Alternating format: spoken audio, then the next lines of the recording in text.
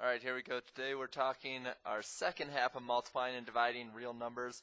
This time we're talking about fractions and mixed numbers and how to multiply and divide those. And we're talking about real numbers, so not always the nicest fractions and mixed numbers, and not always just positives. But here are the notes. When multiplying and dividing, we need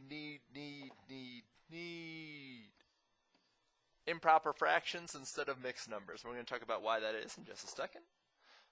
But the nice thing is, if you're thinking, oh man, that's such a hassle, I have to convert these all into improper fractions, well, first, stop complaining. And second, just know at least it's nice that you don't need like denominators. We need like denominators when we're adding and subtracting, because it makes sense that we only can put together and take apart pieces that are the same size. But when we're talking about multiplying and dividing fractions, we're kind of taking something that's already cut up and then cutting them into different size pieces, or cutting pieces of pieces. Pieces of pieces. So that's why we don't need like denominators. But here are the processes we're going to follow. Processes. So when multiplying fractions, it's top times top over bottom times bottom. If you remember from class, we said that when multiplying fractions, it's top times top over bottom times bottom. So if you need to dance to remember, that's fine by me. Second thing you need to know for this lesson is that when we're dividing fractions, we remember same, change, flip. If you want to be more exact about it, then you can remember the song. I don't know if I'm going to sing it on this video. I don't really want to, but first fraction remains the same when division is the game. The sign changes to multiply, then flip the number you divide by. Dividend remains the same. Multiply the sign, reciprocate the divisor, and finally get the answer. Thank you, Miss Detter, my 6th grade math teacher, for teaching us that. And thank you to my students for making sure that I'm always embarrassing myself. That's what you need to remember for dividing fractions. If you got the whole song, that's great. It's really detailed and it gives all the aspects of it. But you can also just remember same, change, flip. What does it look like in practice? Well, let's see. This first example we have is negative 3 2/3 times 4 1/11. That is a negative sign. It's kind of like, yeah, I don't know. Just put it in there. Okay. We said that the first thing is that whenever we're multiplying or dividing fractions and mixed numbers, we can't use mixed numbers. We need improper fractions. So we say if we have 3 or negative 3 whole units, and then we also have 2/3, we can say let's cut up those 3 whole units into thirds as well. So if we take 3 whole units and we cut them each into thirds, then we get 3 times 3. I'll highlight this for you. 3 times 3, which is 9, but then we also have 2/3 already. So 9 plus 2 would be, we have negative 11/3. And then we're going to do similar over here. We're going to say we have 4 whole units and then 1/11 of the next unit. But if we take those 4 units and we cut them each up into 11, we get 11 for each one, or 11 times 4, which is 44, plus this one we already had, which is 45 11s. Oh, this looks nice. Then we said it's top times top over bottom times bottom. But we can also simplify as we go. So if you see any way that you can simplify, divide a number on top and bottom by the same thing. To simplify, we should do that. So negative 11 is divisible by 11. That would give us negative 1. And 11 is divisible by 11. That gives us 1.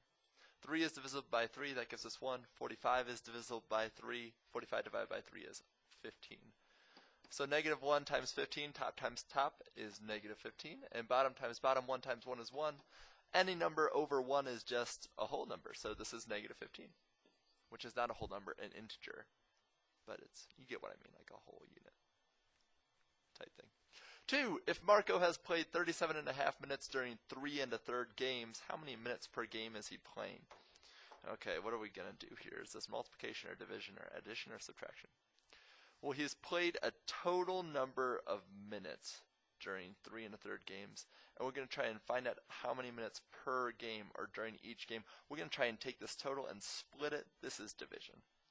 37.5 minutes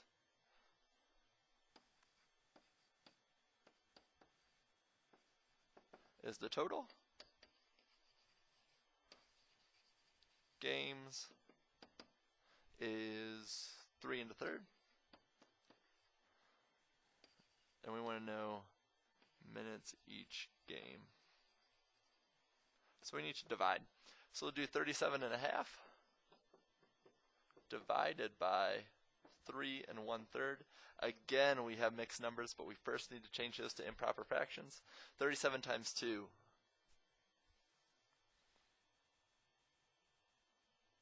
74, very good. Plus 1, we already have 1/2 unit.